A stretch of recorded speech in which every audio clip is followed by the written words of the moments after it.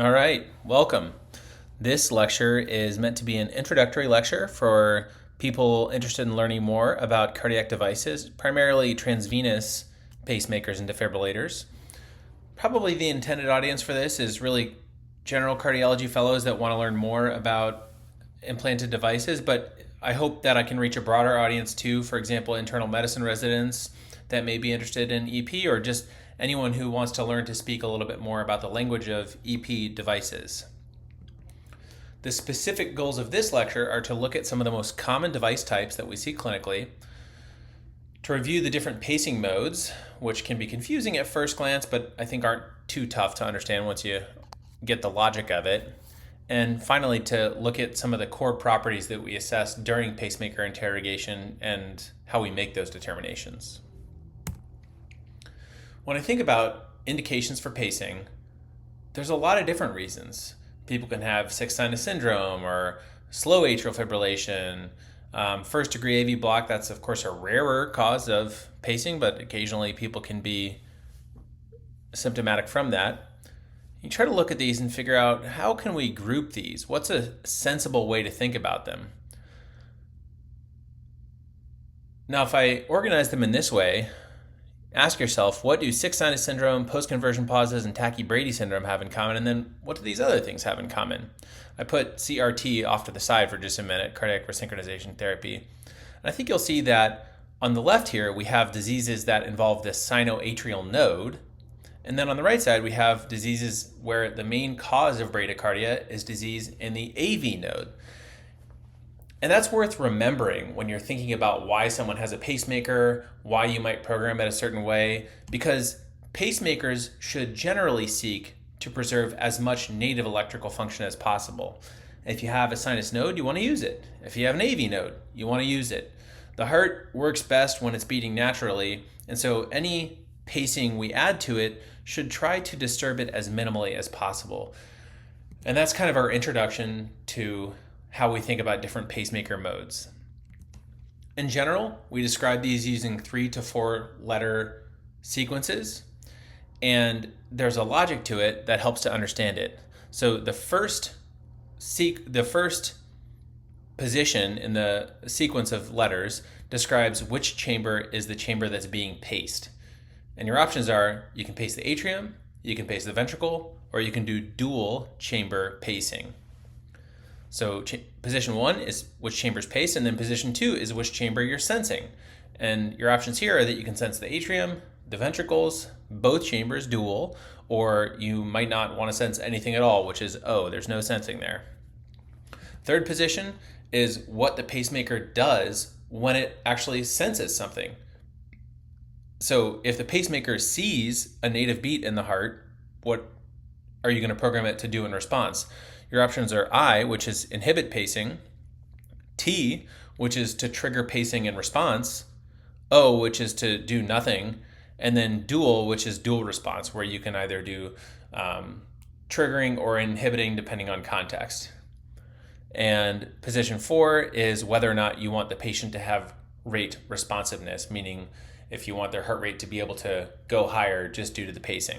And we'll talk about some case examples and hopefully help shed some light on what these sequences mean.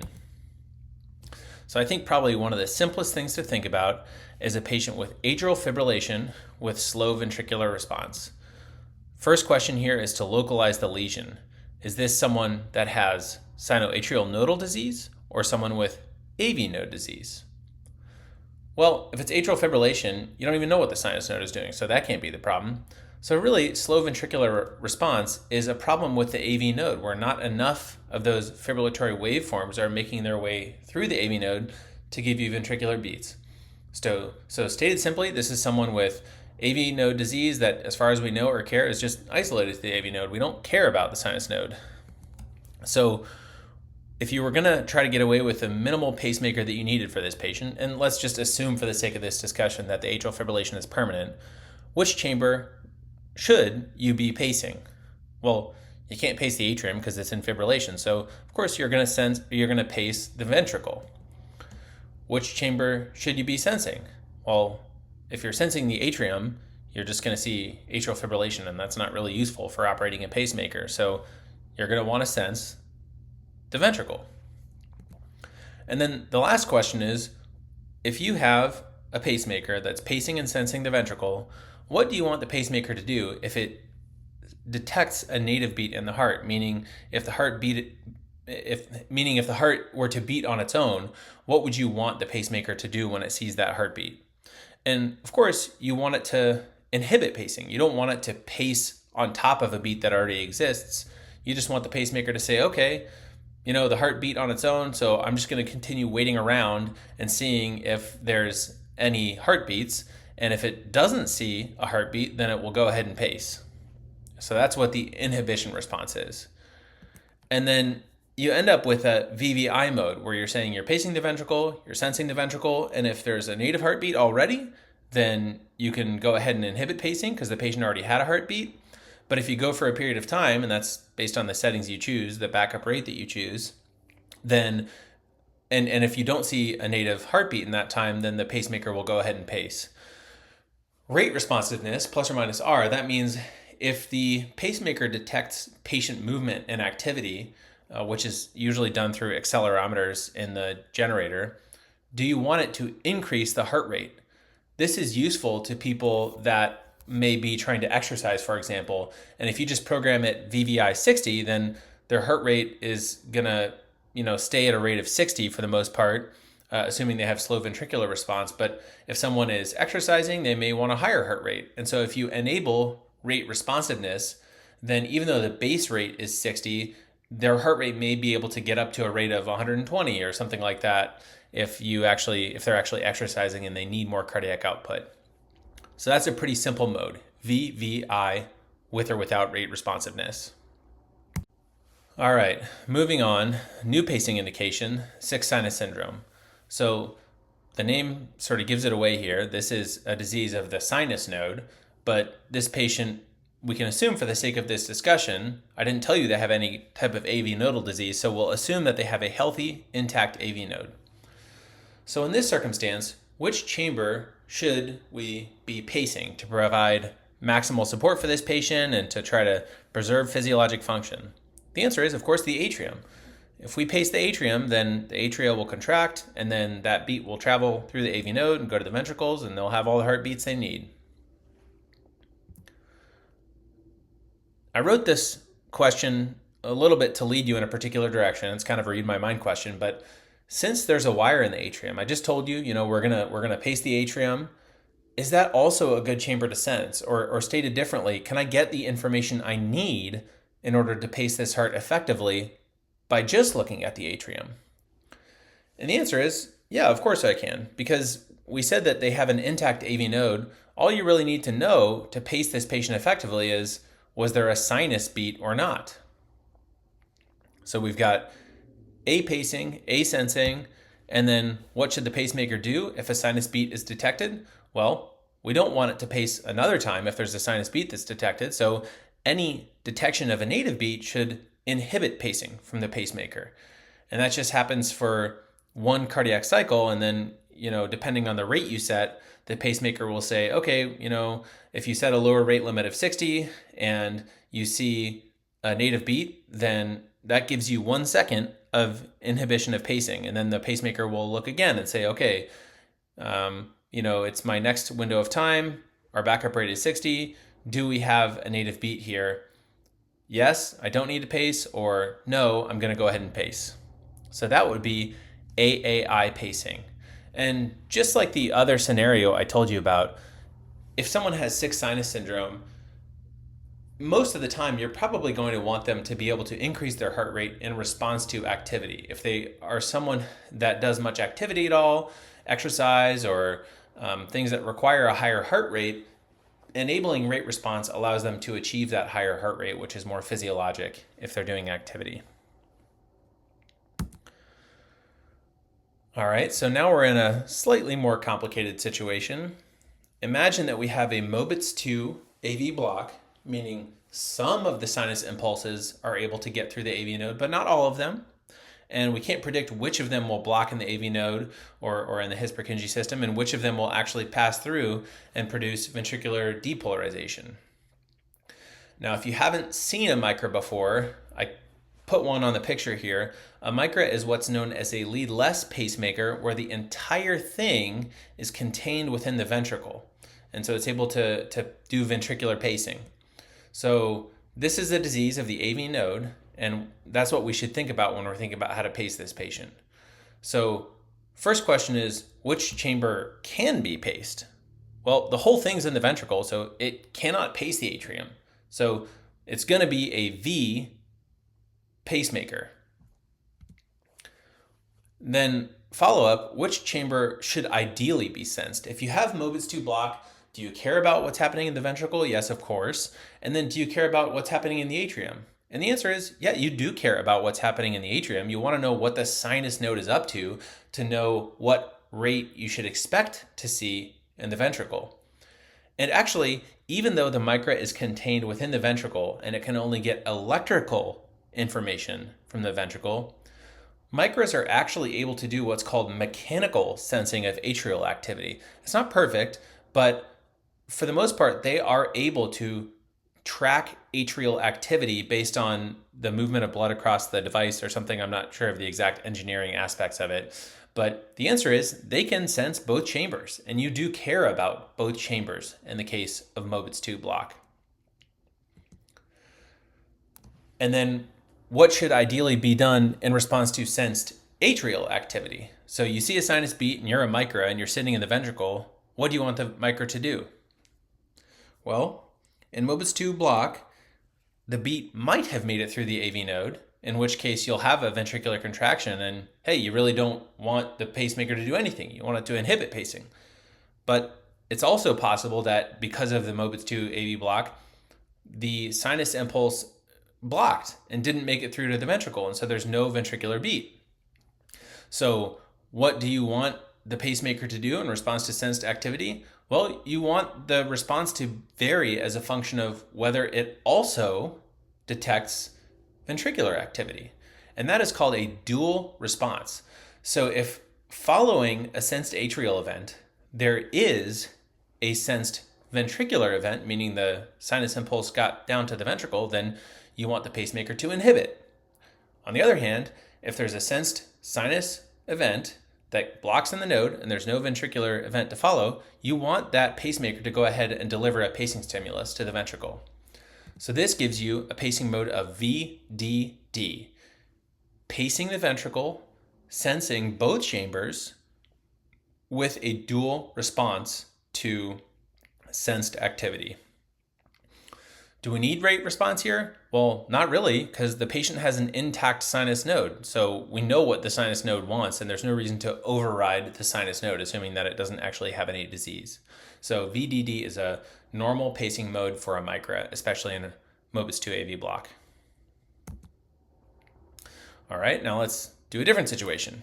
Let's say that you have Mobitz 2 heart block, AV node disease, but let's say you don't want to do a micra. Let's say you want to do a dual chamber traditional transvenous device. Which chamber should be paced? Well, it's going to be pretty much the same. You're going to pace the ventricle. Which chamber should be sensed? Just like we talked about in the micra situation, you want to sense both chambers, both the atrium and the ventricle. And then what should be done with sensed atrial activity? Same situation. So is this just exactly the same? Should a patient with a dual chamber pacemaker get VDD pacing? My answer is you could. You could configure a pacemaker that way, and it would be fine if the patient has no sinus node disease. But if you configure it VDD, then you're saying, I'm only going to pace the ventricle no matter what. And under no circumstances would I ever consider pacing the atrium. And I'm going to say to you, you know what, you have a wire in the atrium, you put one there. That's different from the micra where you don't actually have the ability to pace the atrium. But if you have a wire in the atrium, and let's say the patient develops some significant sinus bradycardia that might need pacing, well, you might as well pace the atrium if you can. So although in theory it might make sense in some ways to program a dual chamber pacemaker in the case of AV block as VDD, we really almost never do that in practice, and we generally program these patients DDD, meaning you can pace both chambers, you can sense both chambers, and the response to sensed activity can vary as a function of what's needed. So you can either inhibit or trigger pacing. So if you sense a sinus atrial activation and then there's no V to follow, then that will trigger ventricular pacing. DDD is probably the most common mode of pacing that we see. All right, moving on from pacemaker modes, let's get into how you can begin to recognize these various devices on chest x-ray. So here's a pretty standard chest x-ray of a patient with a cardiac device. And just to kind of get us on the same page with terminology, the big part up here is called the pulse generator, also known as the can. The wire that's emerging from the can and headed toward the heart is the right ventricular lead. You know it's ventricular because it courses all the way toward the cardiac apex rather than stopping in the right atrium. And you might say, well, is this just a single chamber pacemaker? And my answer is, you can actually see the defibrillation coil. It's a thicker, brighter line toward the terminal aspect of the lead. And that tells you, just from looking at chest x-ray, that this is not just a pacemaker. This is actually a defibrillator. The presence of that shocking coil tells you it's a high voltage lead, and this patient has a defibrillator. And so this is called a single chamber ICD. There's just a lead in one chamber, and it's an ICD.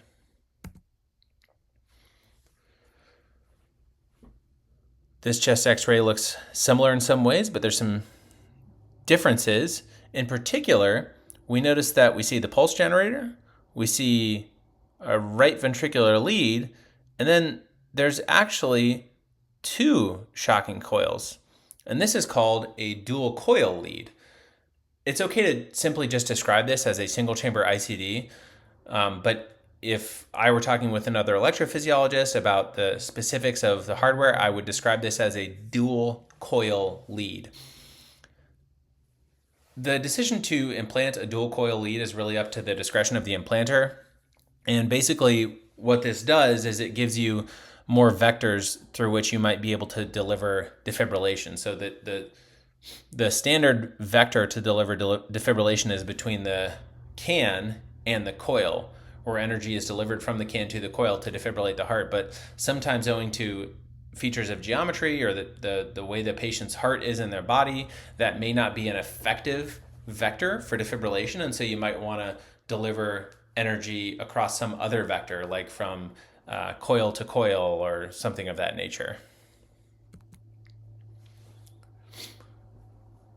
Here's another device, and you can see that there's actually two leads in this case. There's a lead that terminates more distally in the right ventricle, and it's probably on the mid-septum, not as far distal as the ICD lead that we just saw. And then we can see that there's actually a second lead that terminates in the right atrium. And this is a dual chamber pacemaker. Now, the term dual chamber can be confusing to non-electrophysiologists, and we'll talk about another type of a piece of hardware that this gets confused for.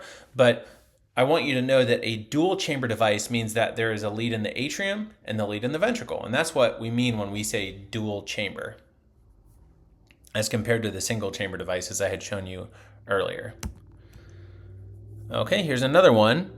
Now, again, we have a single lead. Looking at it, we don't see a shocking coil, so we know that this is a pacemaker. And so with those two observations, we know the answer. This is a single chamber ventricular pacemaker. This might be an option, as we said, for someone with permanent atrial fibrillation and slow ventricular response. They just only need pacing in the ventricle. Now, here's something that you may not see as often. This is a patient that has one lead, no shocking coil, and it terminates in the right atrium. This is also a single chamber pacemaker. Now, this is an atrial pacemaker, and the ideal use case for this is someone with completely pure sixth sinus syndrome, where you would only ever need to pace the atrium. At least in North America, you don't see this configuration very often. The idea here is that even though at the time of implant, the main problem may be sinus node disease, a lot of these patients, there's a lot of overlap with sinus node disease and AV block. And so most of the time we end up just putting ventricular leads in anyway. You can make an argument that you don't need to, and it's more hardware and more risk, but we feel that there's not that much increased risk at the margin from adding a second lead.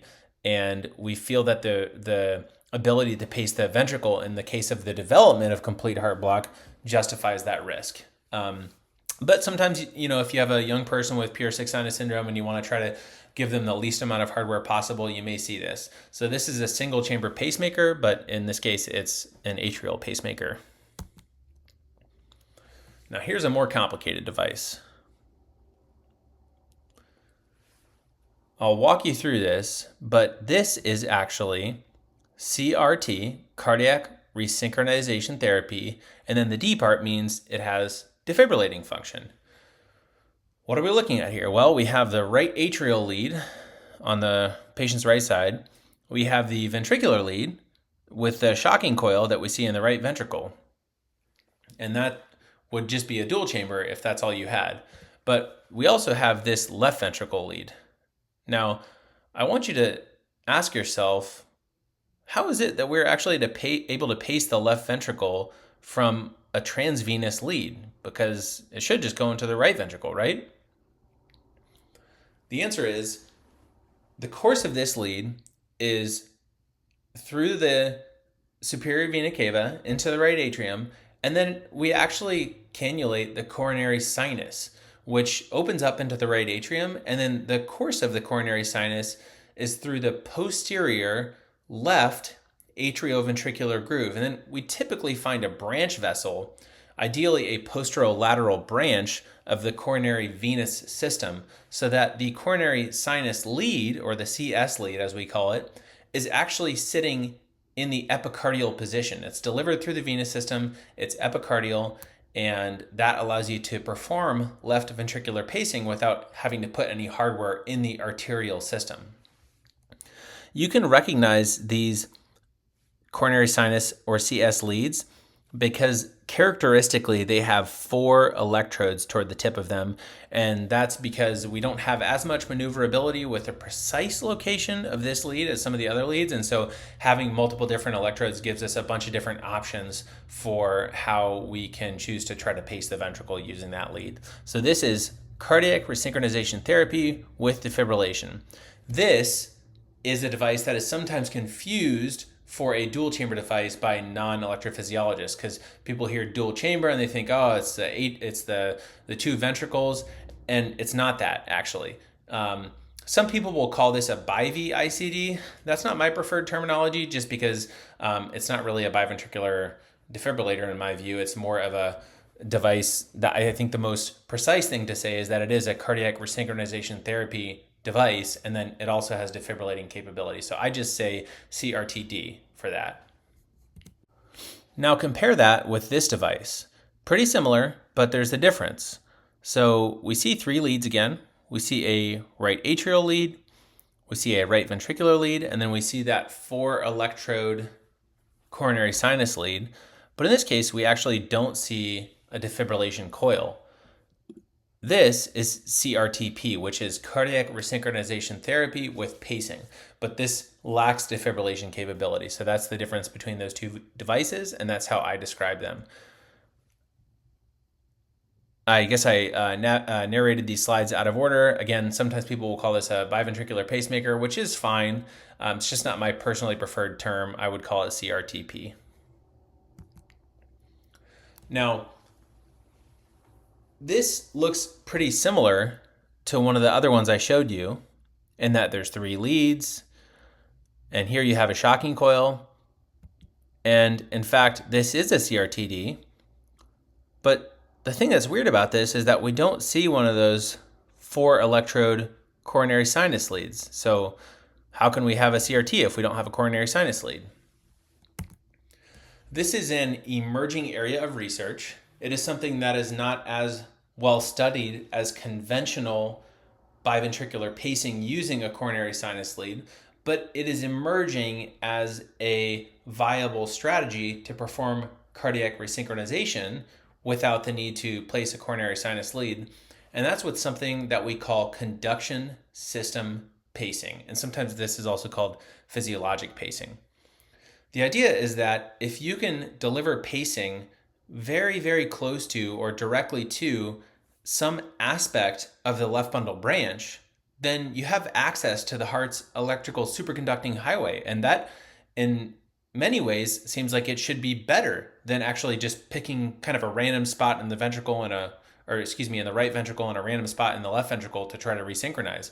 If you could actually deliver pacing to the conduction system and have a nice, narrow, synchronized beat, that seems like it would be better for the most part than pacing the coronary sinus. Evidence is accumulating. There are some important ongoing trials, at least at the time of this recording, but there are no large-scale clinical trials that have established a benefit of left bundle branch area pacing.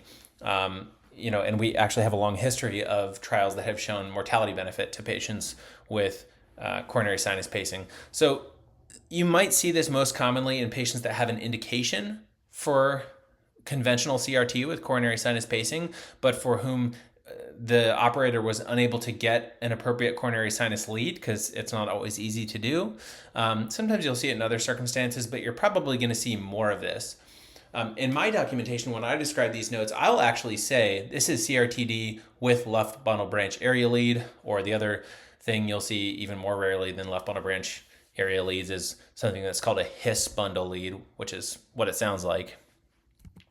But overall, this is conduction system pacing, sometimes called physiologic pacing. And this is one way to accomplish cardiac resynchronization therapy, with the more established traditional therapy being biventricular pacing with a coronary sinus lead. Here's another device. We see a single lead. We see a shocking coil. So it looks like a single chamber ICD, but what the heck are those two dots in the right atrium? That is a sensing dipole. The company Biotronic actually makes a lead that allows you to sense the atrium. You can't pace it, but you can sense it. And if you have someone that you think may benefit from a defibrillator, you definitely need at least the ventricular lead to be able to deliver defibrillation. But whether or not to implant an atrial lead is kind of a subjective judgment, especially if the patient does not have an indication for atrial pacing. So one way to kind of split the difference is with this, it's called the DX lead, and it allows for sensing of the atrium with this floating dipole without actually inserting an additional lead. And so some people really like that. Single chamber ICD with atrial sensing. All right, here's another chest x-ray, and we've got actually two devices here. So what the heck are we looking at? Well, this one, you'd be able to tell more easily if we had a lateral view, but this is actually outside the thorax. This is a loop recorder that's just a subcutaneous device. The bigger device is a loop recorder. And then that little thing in there, that is a pacemaker. That's a leadless pacemaker. And it's about the size of a AA battery, and typically the entire thing is contained in the ventricle. Although, and this is, by the way, called a single chamber leadless pacemaker, although there's a newer device available on the market, and you can see here with the positive radiologist arrow sign that this is a patient with what looks like two leadless pacemakers, and that's exactly what it is. This is a dual chamber leadless pacemaker system, which has a ventricular pacemaker and an atrial pacemaker. And this allows for synchronized pacing between two leadless pacemakers. For example, if you have someone with sick sinus syndrome and or AV block, and there's one on the market right now, it's by Abbott, and we're probably going to see an increase in the volume and sophistication of leadless pacemakers over the years to come. This is just a quick slide to clarify some terminology that wasn't clear to me for a while. On a pacemaker lead, this is a zoomed in view of the terminal aspect of a pacemaker lead, you may hear about the terminal electrode, which is actually the helix that screws into the myocardium. We deploy this when we're implanting the lead, and that actually screws into myocardium. And then there's also a term called the ring electrode.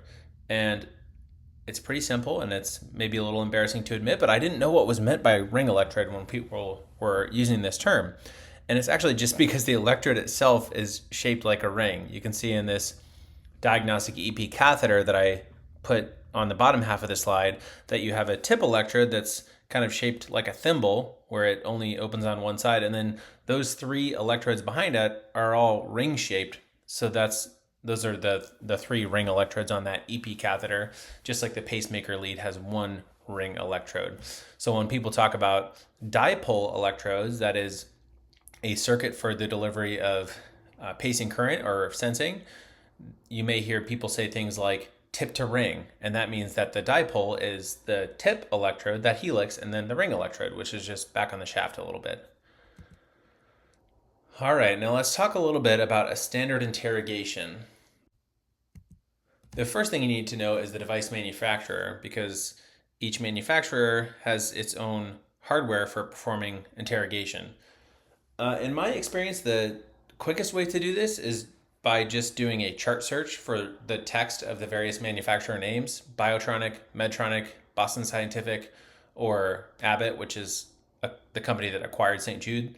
So I'll sometimes search both those things. If I don't find it for Abbott, I'll search St. Jude and vice versa. But I'd say 95% of the time I can figure out the manufacturer just by doing a chart search of the name. But occasionally it's someone that's transferred from a different hospital system and no one has yet interrogated or described it, and there's nothing in the EMR. And if that is the case, then there are apps that you can get on the App Store where you can take a picture of the device and it'll tell you what type of device it is. I'll tell you, I haven't had to use this in probably over a year, but when I was using it more frequently before I discovered the chart search strategy, I found that it was really only reliable if it repeatedly gave you 100% confidence in a given manufacturer, meaning if you run the chest x-ray through the program and it tells you that it's 98% certain it's Biotronic, that didn't actually seem to reflect 98% likelihood in my experience. It was more just like a wash at that point. In my general fellowship, this is the kind of standard note format that we used to describe pacemaker interrogations. And so some of these things are kind of clear: what kind of device it is, what the model and serial number is, when it was implanted, the battery life. But then you see all these other things: P waves, capture threshold, impedance, program. What do these things mean? Well, let's get into it. I want to set out at the beginning of this discussion that some of these parameters are simply measured. They are what they are, we record them, and I can't change them. Some of the parameters are actually programmed. There are choices that human beings make, that physicians, electrophysiologists make, about how the pacemaker should function. So measured and programmed. And some of these parameters are intrinsically linked in ways that we'll talk about. So threshold and output are linked parameters, and we'll talk about why that's the case. And then sensing and sensitivity, which are very confusingly named, are also linked parameters. So let's start taking these one by one. Threshold. This is one of those parameters that's measured. It's a fact of the system. And this is how much energy is actually required to pace the heart.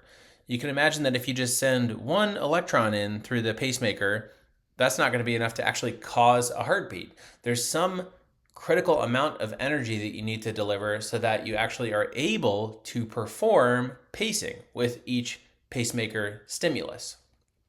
So let's think about the following analogy. Which one of the following would be the best alarm clock for you to have in the morning? Would you want the sound of a piece of cotton falling onto a pillow? Of course not. That's not going to wake you up. Would you want the sound of a 747 jet taking off from your bedroom? And I would say, of course not. That's way too loud. Or would you want the sound of a normal alarm clock? And I think we'd all agree that a normal alarm clock is the best sound.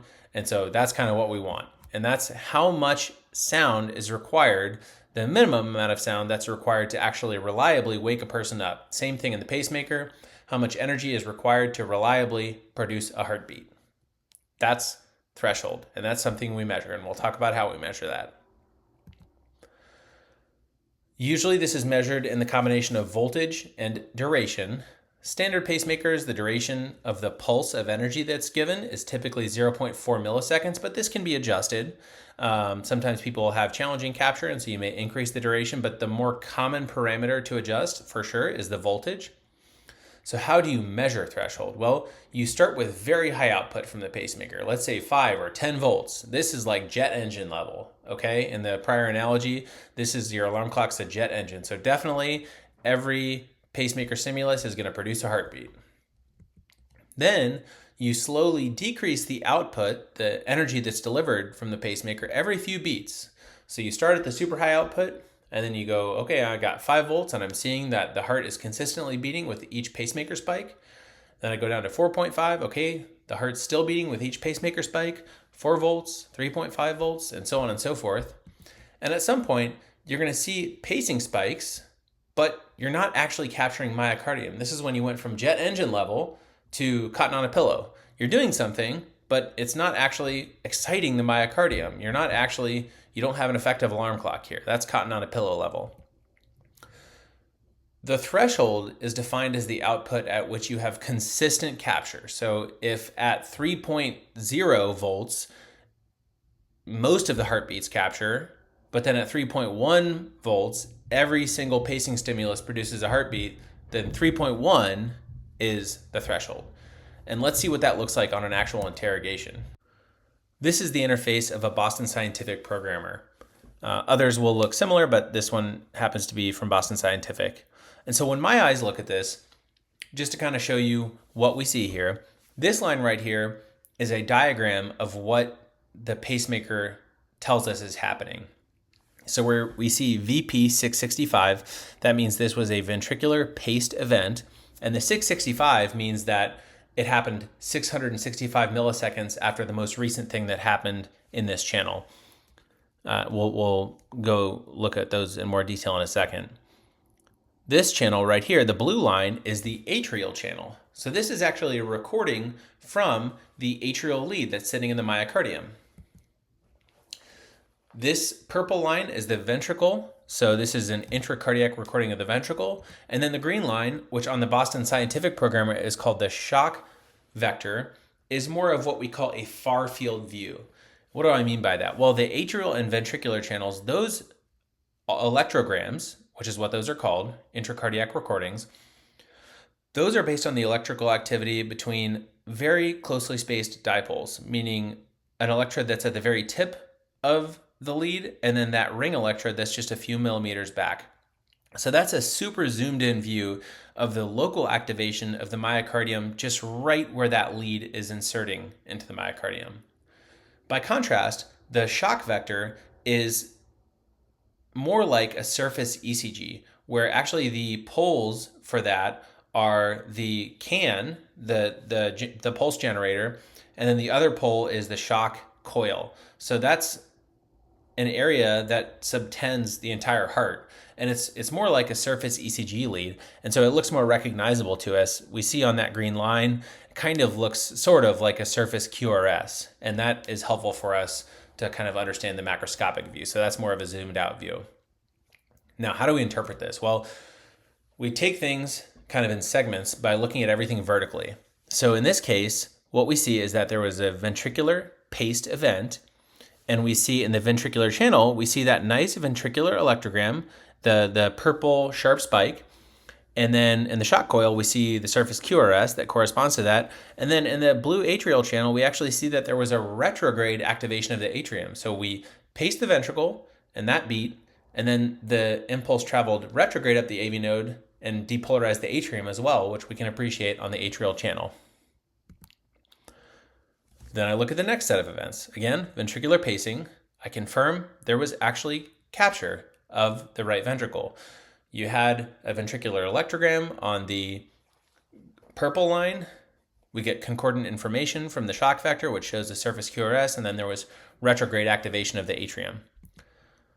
Same thing happens again. Same thing happens again. But then on the next ventricular pace event, this is different. we don't actually see any evidence that any myocardium was impacted. Why did this happen? Well, if you notice here, the bottom line that we haven't talked about yet tells us that this ventricular paced event was delivered at an energy level of 0.6 volts. And that was not enough energy to actually cause a heartbeat. But if we look back at our effective pacing stimuli, those were delivered at slightly higher energy, at energy of 0.7 volts. Therefore, the threshold for pacing in this ventricular lead is 0.7 volts, and in this Boston Scientific device, it happens to be at a pulse duration of 0.5 milliseconds. This is actually an Abbott programmer, and so it looks a little bit different, but we see relatively similar types of information here. So in this case, the marker channel, as it is called, this is telling us what the pacemaker is doing. We see a bunch of ventricular paced events. And again, we'll look at the ventricular electrograms as well to try to understand how our ventricular paced events correspond to what actually happened. So taking these one by one, ventricular paced event, and I see in fact that there's a big ventricular electrogram, so that confirms that there was capture. Again, ventricular paced event, ventricular electrogram below, so that confirms that there was capture. Same thing again,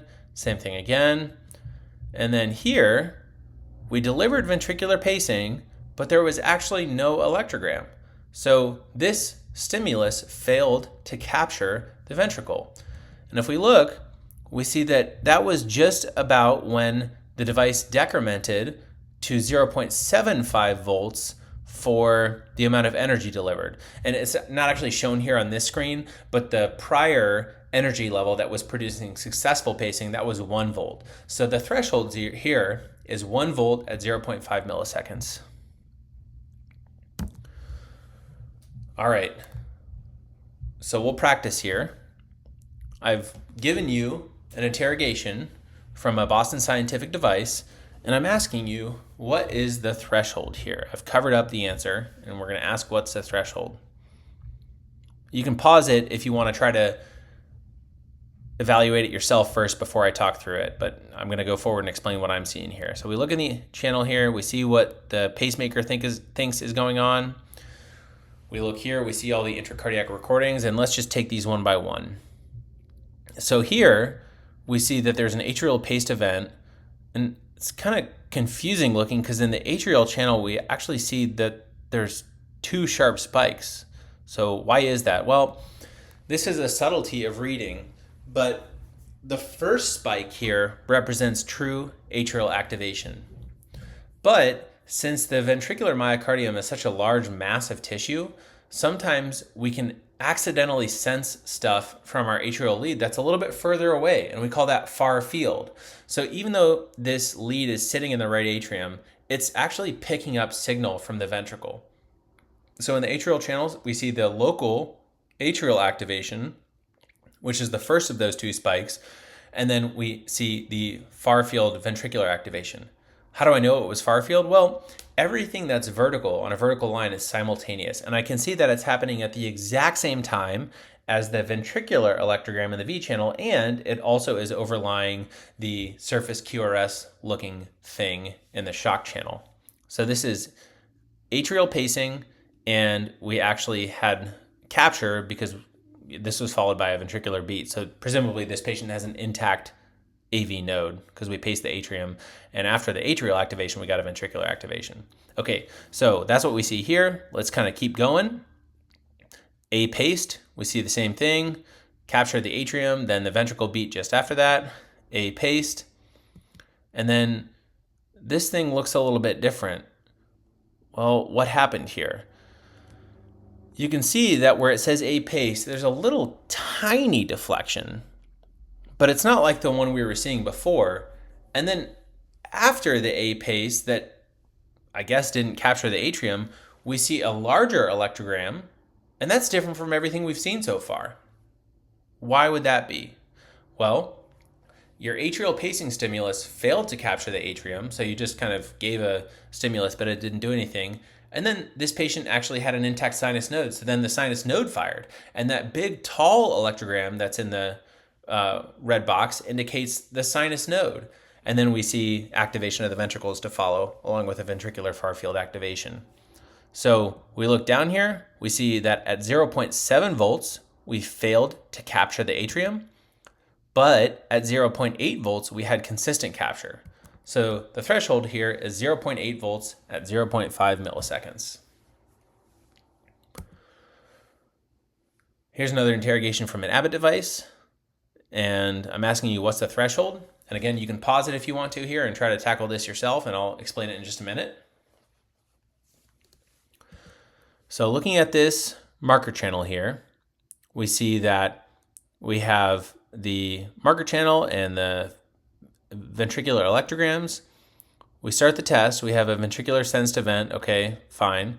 And then we go ventricular pacing, and we see in our electrogram.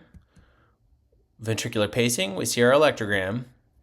And then there's something different here. It was ventricular sensed, and the electrogram looks different. So did we fail to capture? The answer is this was just a native beat that came through. Maybe it was a premature ventricular contraction, or maybe the patient's sinus rate is just fast enough that our pacing is slower than the native heartbeat. But we actually can't determine what that threshold is here because we haven't failed to capture. We just had a ventricular sensed beat that came through before we were able to deliver ventricular pacing. So this is sometimes a point of confusion that can come through, but I would say the threshold is lower than this because every pacing stimulus that we see on this page here actually results in ventricular capture. So if you have this circumstance where you're kind of confused and you're delivering pacing spikes and all of a sudden a native beat comes through, it may be that that was just a PVC and you can wait and keep pacing, or it may be that you need to increase your pacing rate so that the native rhythm is not beating you. What are the factors that actually influence threshold? We talked about the fact that this is something that you measure. This is a fact of the system, and it's maybe not something that I can change on the day that I'm measuring it, but there are factors that influence it. And the answer is, it's actually a number of different things. So it can be the location of the electrode. So if your pacing wire is sitting in a piece of myocardial scar, that's going to have a higher threshold because that's diseased tissue. So you need to give more energy to actually produce a heartbeat. Whereas if you have the lead in a bit of healthy tissue, that's probably going to have a lower threshold and be easier to pace. The extent to which the electrode is actually touching the myocardium, as you can imagine, that can influence the threshold. How good of shape the hardware is in. Believe it or not, medications such as antiarrhythmic drugs can have some influence over threshold. And then beyond this, it's things like electrolytes and acid-base status. So patients that are extremely sick may have a transvenous pacemaker, for example, that was working very well when it was placed, but now they're extremely acidemic and other things are going wrong, and now the transvenous pacemaker isn't working as well anymore. So these are all things that can influence the threshold.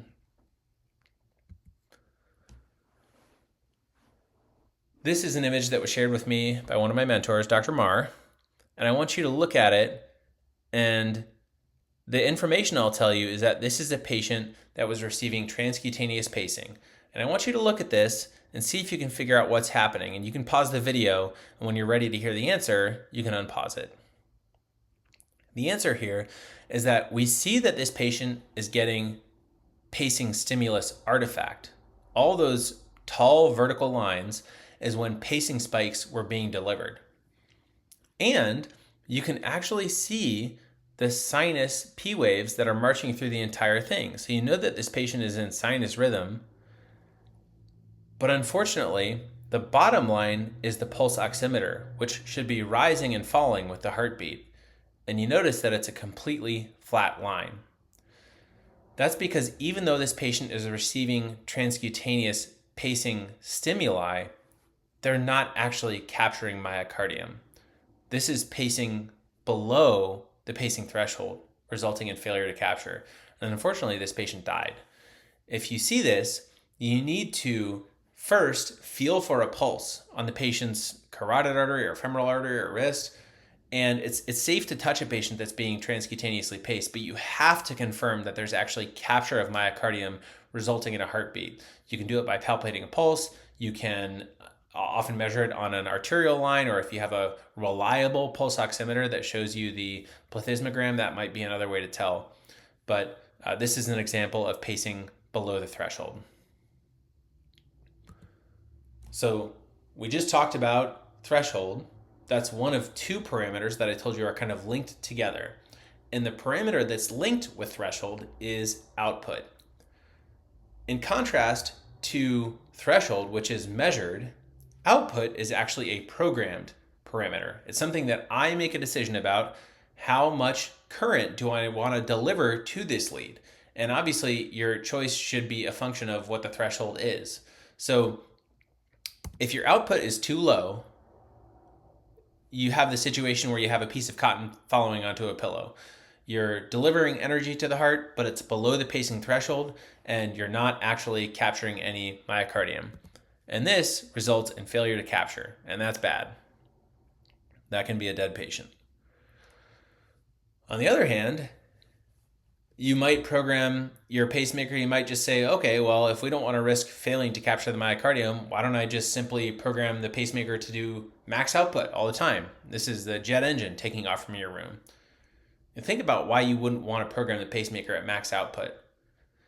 Sometimes people think that maybe you're going to do damage to the heart with the high pacing output, but not really. The bigger problem with pacing at high output, especially with a permanent pacemaker, is that you're going to deplete the battery and you're going to subject the patient to more generator changes. So therefore, when we're programming a pacemaker, we want to get the output just right. We want to get it at alarm clock level where we are reliably getting capture, but we're not depleting the battery. And we like to leave a little safety margin. And this is Goldilocks programming Papa Bear's pacemaker to be just right so that she has an adequate safety margin. She's definitely not at risk of failure to capture, but she's not giving so much energy that she's depleting the battery. So we've talked about two parameters so far, threshold and output. Let's move on to the next set of linked parameters. First, we have sensing. This is a measured parameter. This is how well the pacemaker is able to actually detect electrical activity. So in this example from an Abbott interrogator, I'm showing you what the ventricular lead is seeing. And each sharp spike indicates a heartbeat. The Abbott programmer tells you here, okay, this first heartbeat, that was 11 millivolts. That's the amplitude of the waveform recorded at that lead. And there's a little bit of beat-to-beat variation. This one's 11 millivolts, but you can see, for example, this one is a little bit smaller. Maybe that's due to respiratory motion. Maybe that's due to movement of the heart or other things of that nature. And it's a slightly smaller amplitude, but overall, it's relatively stable. These are high-ish amplitudes, 9 to 11.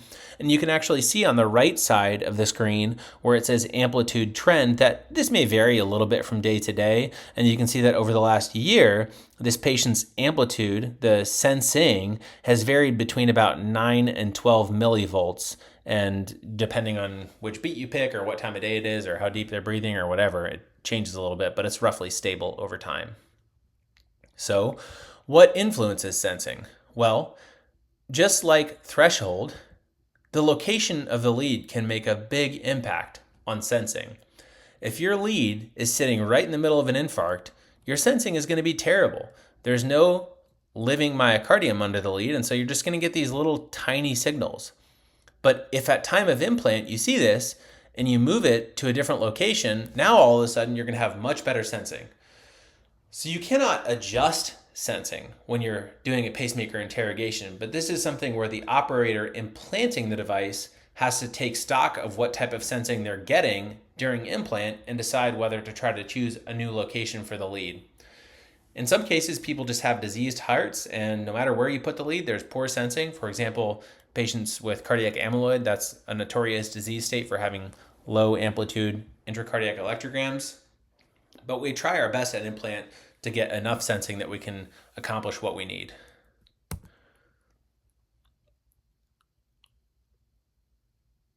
Here's an example of a sensing test on an Abbott programmer. And I want you to try to look at this and tell me, why did the sensing test fail? And I think you have enough information here to answer that.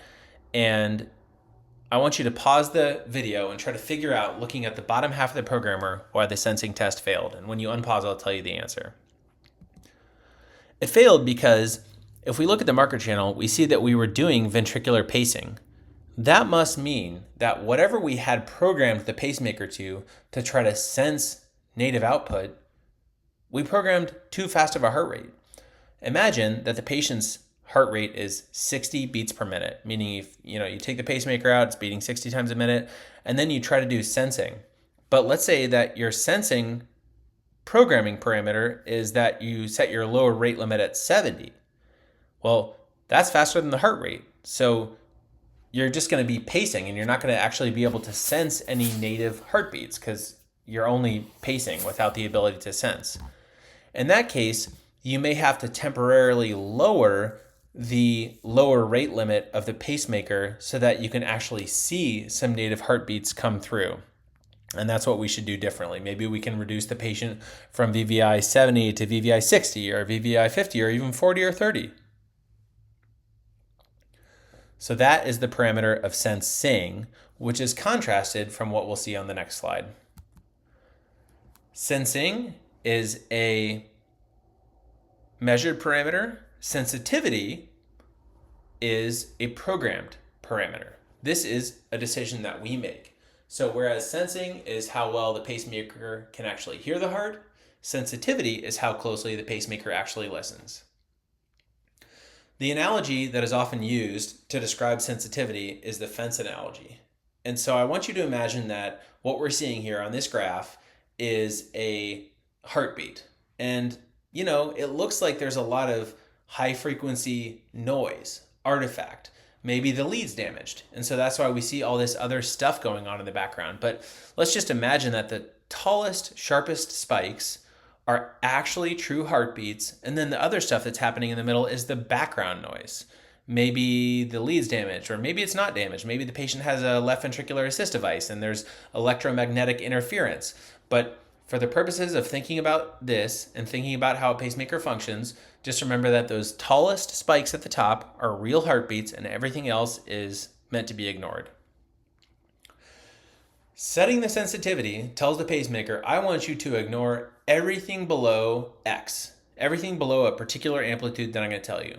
So in this case, if you set your sensitivity at, it's close to 0 on this, these numbers are not good for this analogy, but hopefully you'll get the point. And we tell the pacemaker, just ignore everything below that. Is that a good sensitivity? Are we going to be able to separate signal from noise there? And the answer is no. We still see all kinds of garbage that's not true heartbeats. So we can increase the sensitivity a little bit. Is that a good sensitivity? I would say no. We still have some garbage that we're seeing in the background. We're still detecting stuff, and we're going to think it's true heartbeats, but it's actually just noise. So let's increase the sensitivity further. Is that a good sensitivity? I would say yes, that is perfect. Now we're able to see all the heartbeats, and we're not seeing any of the noise, so the pacemaker knows exactly when the heart is beating. And you could say, well, if that's good, let's go even higher. Is that good? Well, that's no good. Now you've built your fence too high. We can just see the top of 2 of those heartbeats peeking through, but we've lost the ability to actually measure the heartbeats. So in the kind of Goldilocks and the 3 bears situation, this is a really good sensitivity for this pacemaker. On this axis, it's 50 microvolts, but in a real pacemaker, it's going to be on the order of millivolts. But this is just to kind of serve as an analogy for what sensitivity is.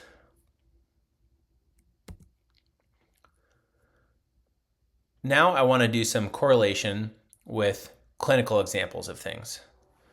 So if you looked at this rhythm strip, you can pause the video and try to ask yourself, what rhythm do you think it is? And when you unpause, I'll tell you what it is. This rhythm is actually atrial fibrillation.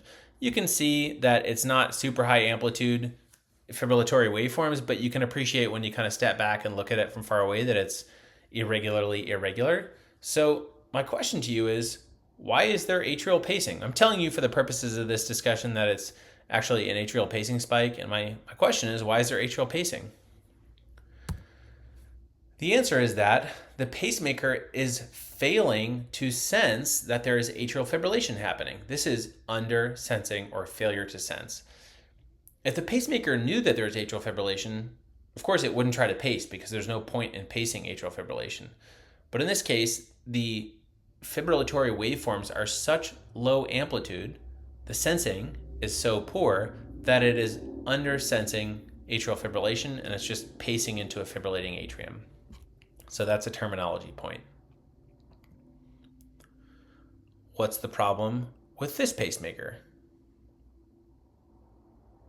I'll tell you that this is actually a Micra. So this is a single chamber pacemaker that's meant to be tracking the atrium. And what's going wrong here? This is actually a case of oversensing.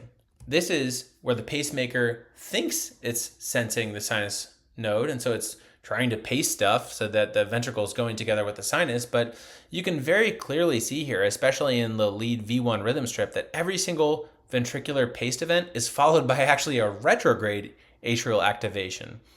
So this Micra, which is programmed VDD, where it's supposed to be tracking along with the atrial activity, is actually oversensing noise, and it's just pacing the ventricle in response to noise, which is why it kind of has an irregular cadence there. So that's what oversensing can look like.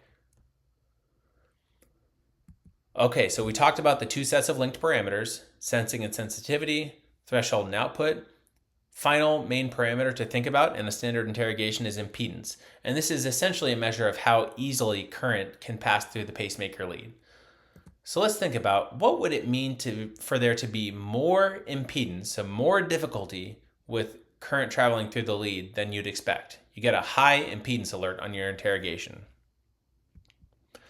This could be due to lead fracture, which is what you see here. You can see the lead and it's just completely fractured, and there's a fragment of the lead up in the axillary vein, and it's not connected to anything else. It's right there. But you can also have high impedance, not due to overt fracture, but due to degradation of the hardware, for example, oxidation, or even lead tip mineralization. And these can also adversely impact your pacemaker function. On the other hand, what would it mean for there to be less impedance than expected? Current's going through the pacemaker way better than you expected it to. This is typically a sign of insulation breach, and this is taken from Twitter from Joshua Cooper, who has an incredible YouTube channel that I highly recommend you check out. Joshua Cooper, he's an electrophysiologist at Temple. And when you have a breach in your insulation, blood conducts electricity really well. So therefore, the impedance goes down because it's very easy to send current through that lead. For the most part, the type of impedance you care about in your interrogation is shock impedance and lead impedance. And as I mentioned, those are reflections of hardware integrity and of specific components of the hardware. But there's another type of impedance you may encounter, and that's called thoracic impedance. The idea with thoracic impedance is that patients with heart failure can become decompensated and can accumulate edema throughout their body. And in particular, when they're decompensated, they may get edema in the thorax.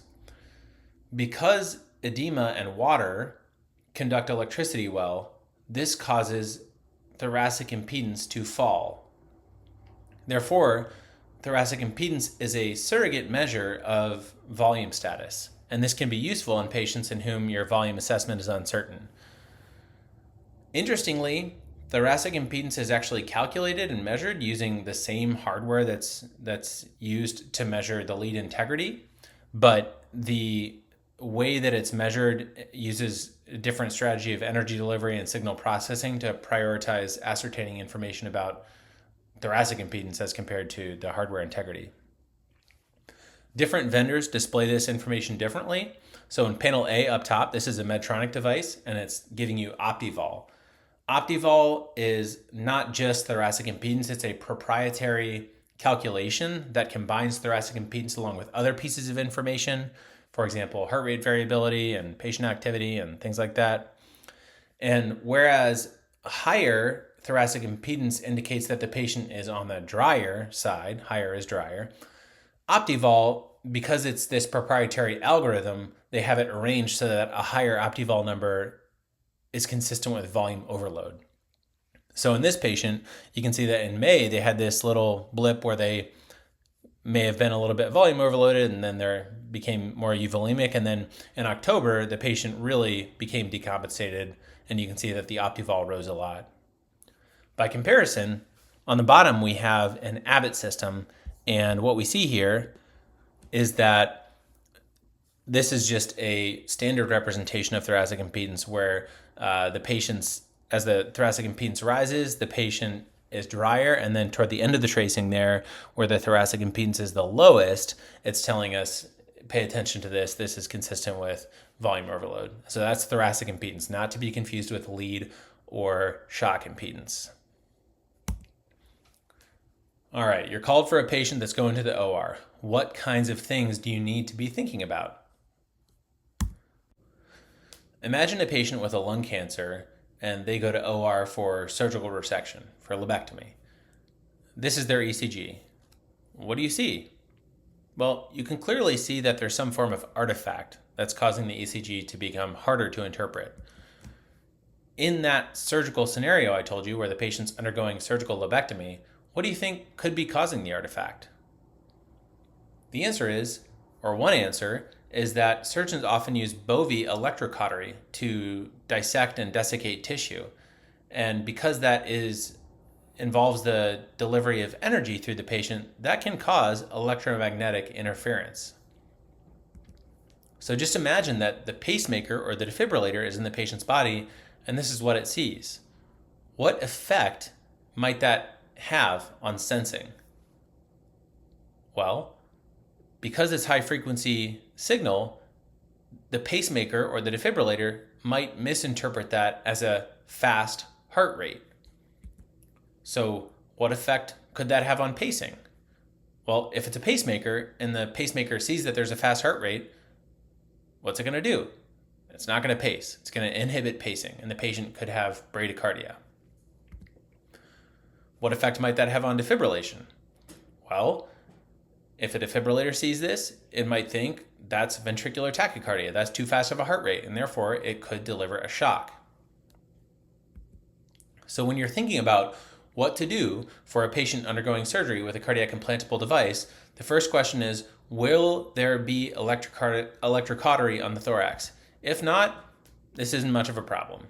You might think about it for neck cases and things that are still close to the pacemaker, but for the most part, if it's not on the thorax, it's really not a big deal. Next question is the patient pacemaker dependent? Meaning if you temporarily inhibit pacing, are they going to be in trouble? If someone has some sick sinus syndrome and they only pace occasionally and you inhibit pacing for a little bit, they're going to be just fine. On the other hand, if it's a patient with complete heart block, and especially a patient that doesn't have an escape rhythm of any kind, they're going to be in big trouble if you inhibit pacing. So if the patient is pacemaker dependent, then you have to put that person into an asynchronous pacing mode. We haven't talked about this explicitly to this point, but asynchronous means that the pacemaker is not paying any attention to what's happening in the patient. It's just simply pacing at a constant rate no matter what. That would be VOO pacing. You're pacing in the ventricle, you're not sensing anything, and you're not doing anything in response to sensed input because you're not sensing in the first place. You could also do DOO, which is pacing both chambers asynchronously, so just AV pacing. But these are going to be patients that you're just going to pace. You're going to, for the duration of the surgery, you're going to disable sensing function because you don't want their pacemaker to think they're getting too many heartbeats and fail to pace them. If the patient is not pacemaker dependent, no problem. Just send them to surgery. Now, if the patient has an ICD and there's electrocautery on the thorax, as we discussed, that puts them at risk to have shocks. So therefore, shock therapies, tachycardia therapies should be disabled. If it's not an ICD and it's just a pacemaker, then there's really no problem here. Why not just put everyone in VOO? What risk is there putting someone in VOO? You can think about what risk there might be. Now, this is a relatively remote risk. It's pretty uncommon to happen. But the reason we don't put everyone in VOO is because of this. This is a patient who's getting pacing, and then they have a native rhythm, so the pacemaker is just kind of pacing and not doing anything. But then one of the pacemaker spikes falls during the susceptible portion of ventricular repolarization and immediately just produces ventricular fibrillation. So that's the risk of VOO pacing, because you're not sensing, you're not timing your pacing on the existing heartbeat. I want to return to pacemaker modes for a minute to revisit some new ideas here. So let's say we have a patient with complete heart block, localized lesion. Of course, that's an AV node problem. And let's say we have the patient set to DDD 6120. These are numbers that you'll see. There's a lower rate limit and an upper rate, and these are numbers you'll see in the interrogation. So my question is, what will happen if the underlying rhythm is sinus bradycardia at a rate of 42?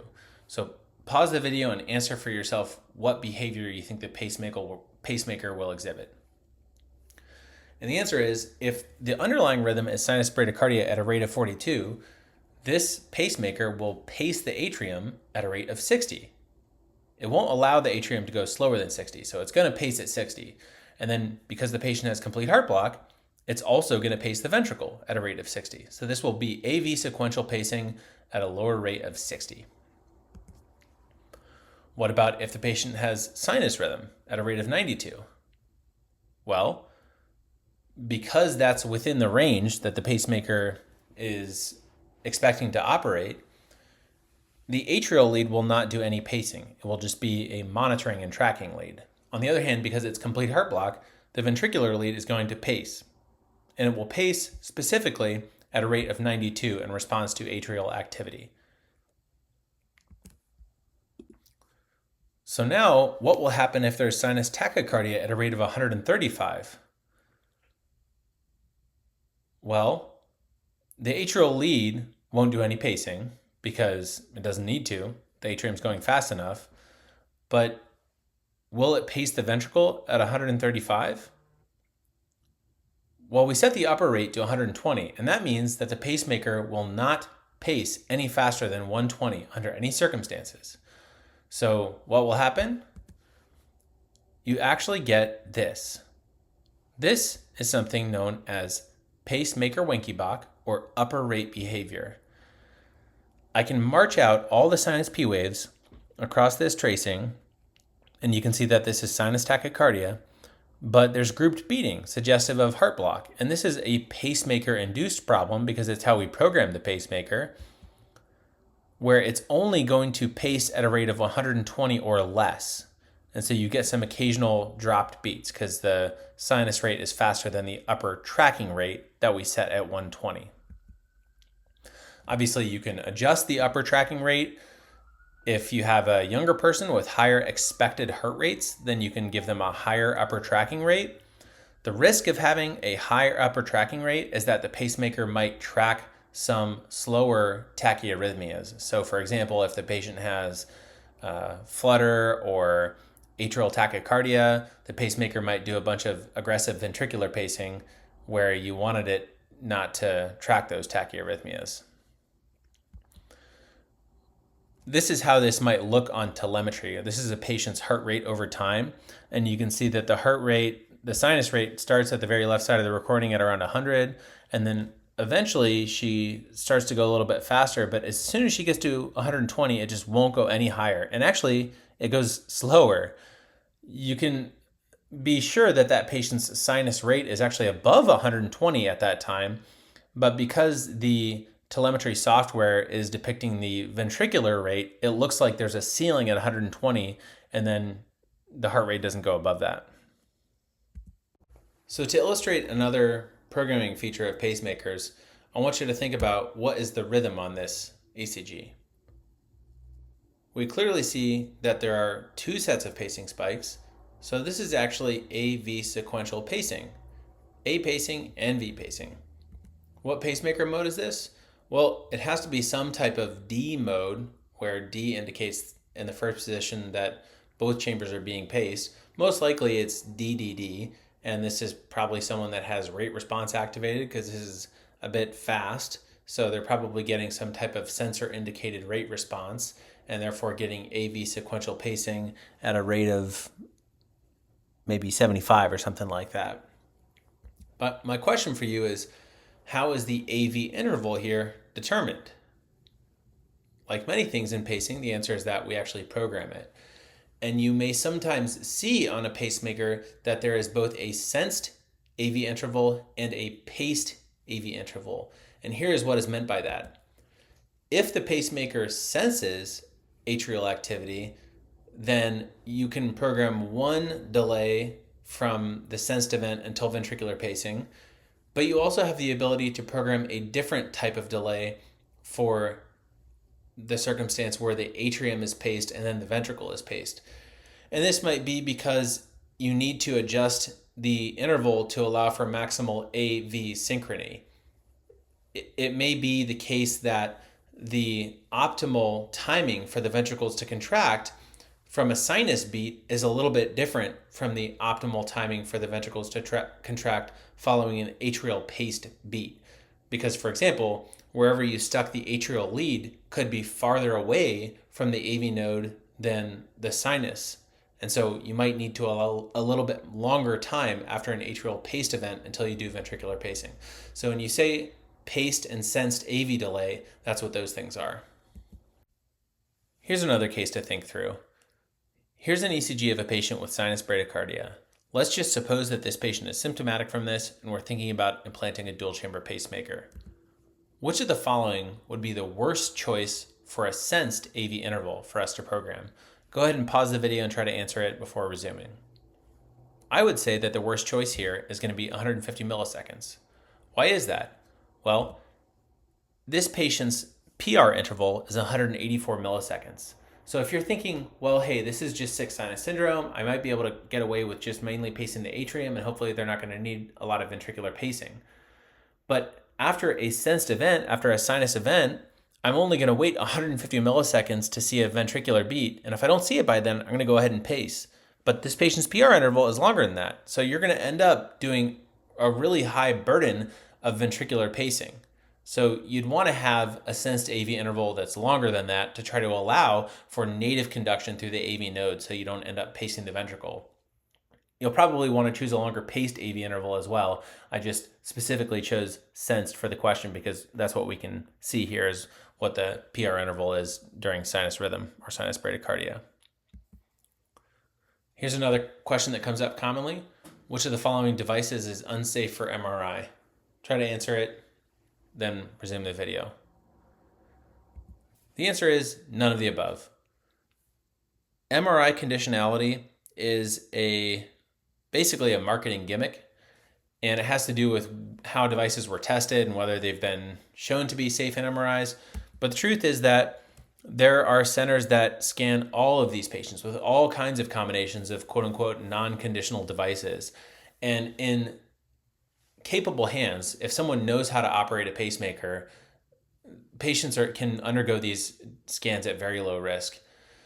You may run into bigger problems with hospital policy and what the radiologist is comfortable with, but it is likely that over the next few years, we will increasingly see that people are willing to put more and more devices through MRI scanners because it can be done safely no matter what the device is. Here's an ECG I got off Twitter. Really fun one that comes up from time to time.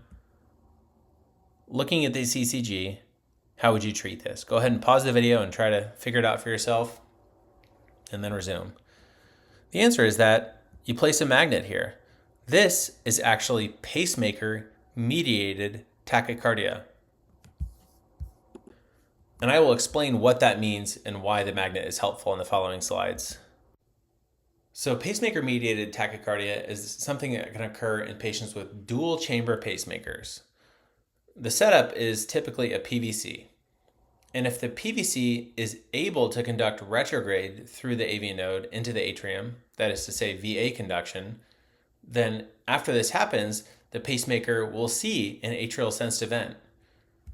And the pacemaker doesn't know that it's retrograde. It just knows that there was an atrial sensed event.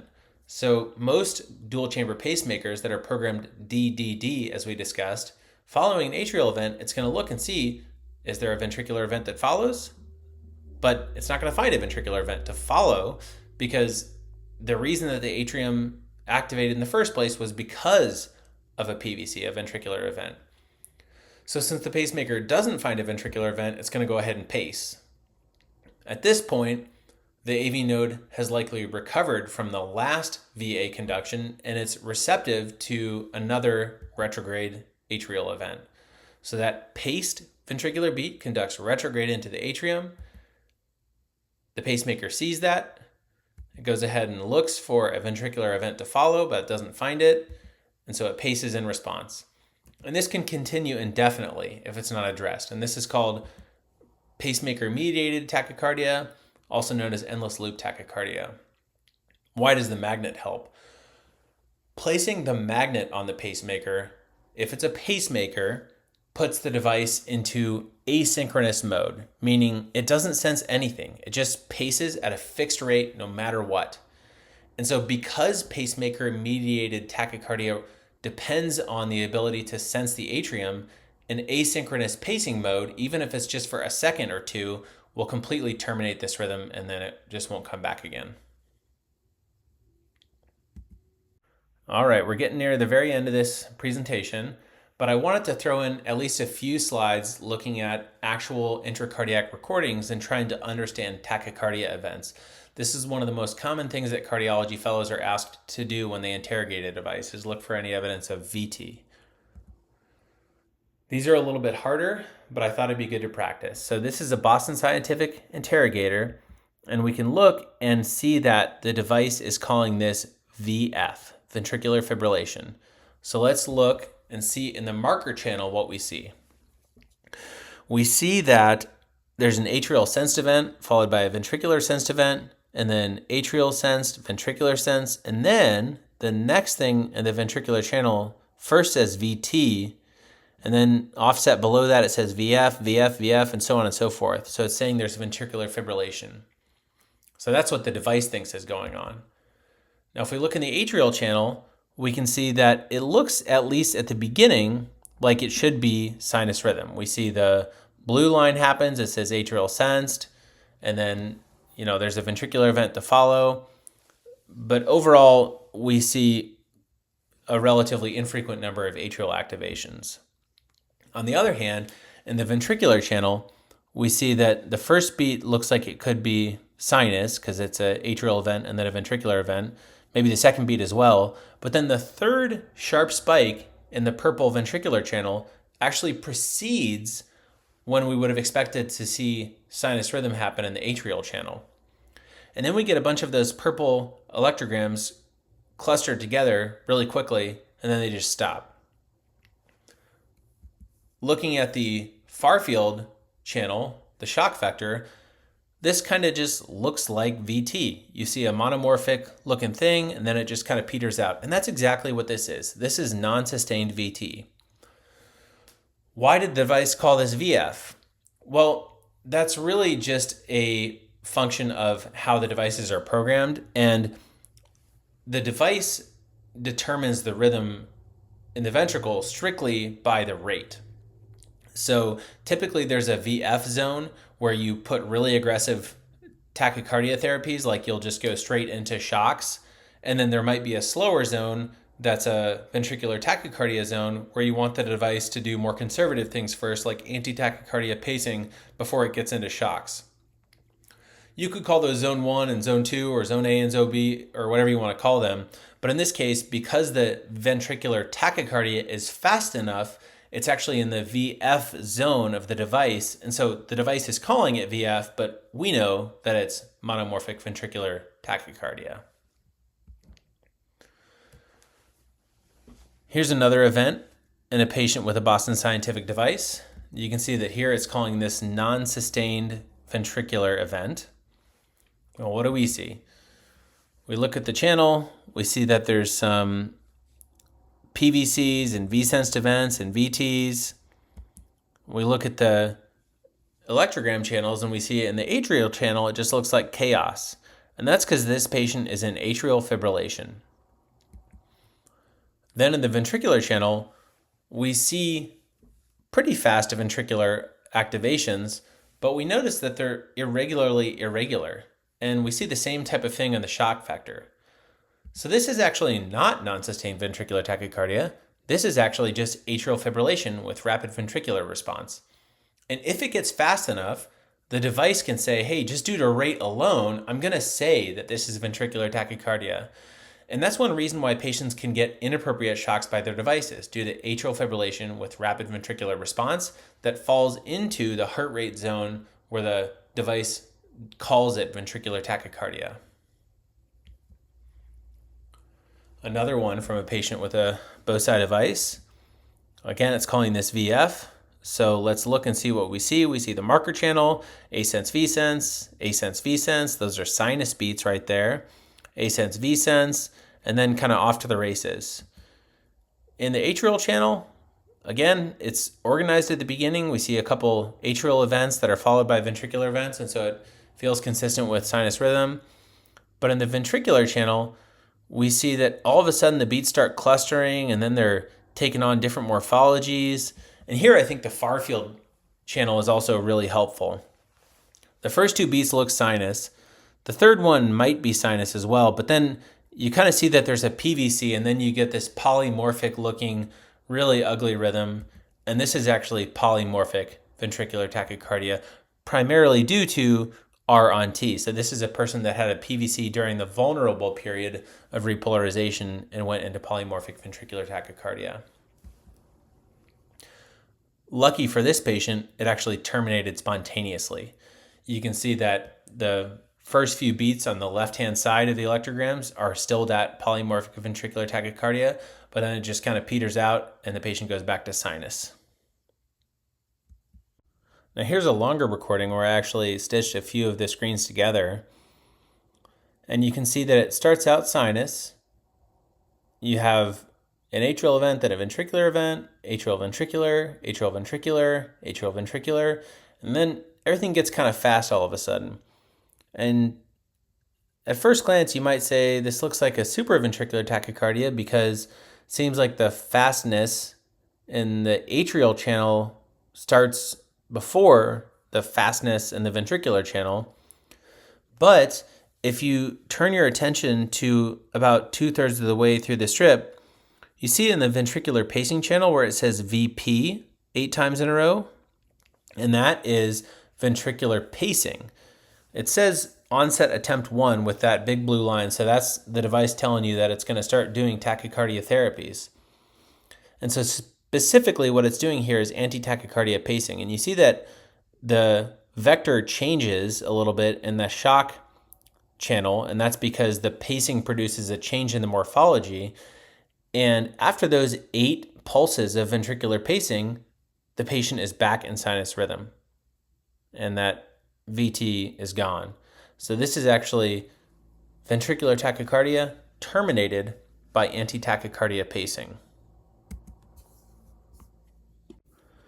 Here's again a longer strip. Looking at the atrial channel, you can see that this is atrial fibrillation. And then looking at the ventricular channel, we see that it is irregularly irregular. So it fits with the fact that the ventricles are just responding rapidly to the atrial fibrillation. And what is the pacemaker doing? Or the defibrillator, rather? Well, you can see there's this big, thick blue vertical line that says onset attempt 1. So it looks like it's registering this as a ventricular tachycardia. And you see in the marker channel there where it says VT, VT, VT. So it thinks that this is ventricular tachycardia. In the top right panel, you see a bunch of VPs. That's ventricular pacing, where the device is attempting anti-tachycardia pacing. But after it does the anti-tachycardia pacing, there's really no change in the cadence of the ventricles, and that's because, of course, ventricular pacing isn't going to modify atrial fibrillation. This patient is lucky that their ventricular response rate slowed spontaneously after this and fell out of the VT zone, so it was no longer treating it as a VT. So this is atrial fibrillation with rapid ventricular response with expected unsuccessful ATP and then spontaneous slowing of the native heart rate.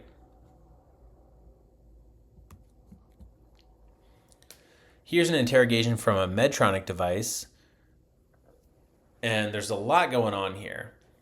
So the top left corner, this dot plot, tells us what was going on even before we actually have the channels here to analyze the electrograms. You can see that the key tells us that the squares that are empty inside, that's the A to A interval. And in that little dot plot, you can see that the A to A interval is really fast. It's around 200 milliseconds. So that's a very, very fast atrial rate. And that's consistent with what we see on the electrograms here, where the atrial rate is just really fast. And you can see that the VV dot, the filled in black circle, tells you the ventricular rate. And that kind of varies over time. Now, turning our attention to the actual electrograms, the top channel, the atrial channel, this is atrial fibrillation. So it's tempting to think that, oh, hey, this is just atrial fibrillation with rapid ventricular response, right? This is just, simply atrial fibrillation. And so therefore, we don't really need to worry about the ventricles.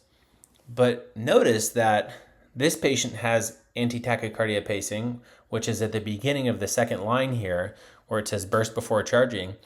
And the ventricular cadence actually changes quite a lot afterward. And that's because this is what we call a double tachycardia, where this patient had both atrial fibrillation and ventricular tachycardia. And the anti-tachycardia pacing was able to terminate the ventricular tachycardia. You can kind of confirm this for yourself looking at the dot plot, because you see that the ventricular rate, even though it's not diagrammed, you see that the dots had V to V coupling intervals that were much slower before the pictured segment. The part that we're seeing is outlined in the dotted blue box, and you can see that before that, to the left of that, the ventricular rate was much slower. And then all of a sudden, just before we started recording, the ventricular rate got really fast. And then after the ATP, you see that the ventricular rate slows again to whatever the underlying atrial fibrillation ventricular response rate is. So this is called a double tachycardia, and you always have to be alert for this. One more multiple choice question for you. Which of the following is most likely to improve this patient's heart failure? Take a look at all of these things and see if you can figure it out before unpausing the video. The answer here is increase the dose of beta blocker. And why is that? Well, you can tell from this interrogation that this patient has a cardiac resynchronization therapy device. Because you see in the top right where it says A pace 0% of the time, so they're not getting any A pacing. RV pacing is 77% of the time, but only 83% of the time are they actually getting cardiac resynchronization therapy. Now remember that CRT is a form of pacing where pacing is the therapy. So if you're not getting CRT, you're not getting the therapy. In this case, it is likely the case that the patient is in atrial fibrillation. That's probably why they're not doing any pacing ever. And the native ventricular rate might just be so fast that it's outrunning the pacemaker and the patient's not able to get effective CRT. So by increasing the dose of the beta blocker, you can slow the ventricular response rate and actually allow the patient to receive CRT pacing. A couple things just to wrap up, some common clinical questions that come up. Question number one, patient has, is hospice, their comfort measures only, but they have a pacemaker. Do we need to disable it? Well, of course not. Ask yourself, does getting a pacemaker make a patient immune to death? And of course, we know the answer is no. So you don't have to disable pacing. The patient can still die with a pacemaker, just like anyone else can die. And the pacemaker will just be delivering impulses to a dead heart, but it's not going to prolong suffering in any way, and the pacemaker should not be disabled. Now, if it's a defibrillator, of course, that should be disabled because we don't want the patient getting shocked and we want them to die comfortably if they're on hospice. So defibrillator should be disabled, but pacemaking settings can be left alone. Another question, what does the magnet do? Well, it varies. If the patient has an ICD, pretty universally true that the ICD will just disable tachycardia therapy. So they will not get shocks and they will not get ATP. Now, it will not affect the underlying pacemaking function of an ICD. It will just disable tachytherapies. On the other hand, if the patient has a pacemaker, putting the magnet on, we'll put them into an asynchronous mode, which we discussed is useful for things like the OR and for interrupting pacemaker mediated tachycardia. Now, for the most part, as long as the magnet's on, the thing is in effect. So tachycardia therapies are disabled and pacemakers are asynchronous. But for biotronic devices, it's actually only 10 beats that it remains in asynchronous mode, and then it reverts to whatever its prior settings were. You'll still be able to interrupt PMT in that way, but you may not be able to take the patient to the OR with that. You'd actually have to adjust the programming in the thing itself. Another one that comes up, we saw that this patient had VT, but the device didn't detect it, didn't get any shocks. They were just in sustained VT. How can this be? And the answer is, it may be that the VT was just too slow and the device was not programmed to shock at a rate that's that slow. It may have been monitoring it, or it may have been so slow that the device didn't pick it up at all. That's all I got for you guys. I hope this is helpful. Please feel free to write in the comments anything I didn't explain well, things that would be helpful to hear in future videos.